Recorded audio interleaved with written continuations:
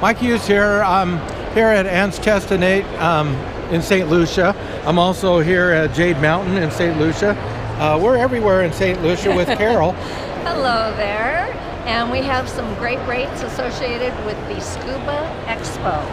So come down and see us and enjoy beautiful St. Lucia.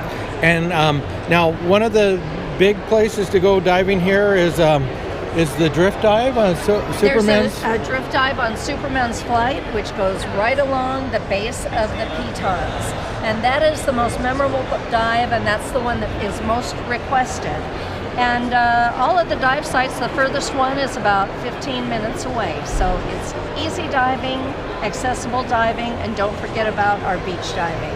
Well, tell us about the beach diving. Most people do some beach diving every afternoon after they've done a couple of 2-tank dives, which is in the package that's offered at the show. And the dives are guided, and the guides are very generous in pointing out all the different fish life that's there, all the different coral that's there. And it tops off an amazing day when you get to finish with a nice beach dive.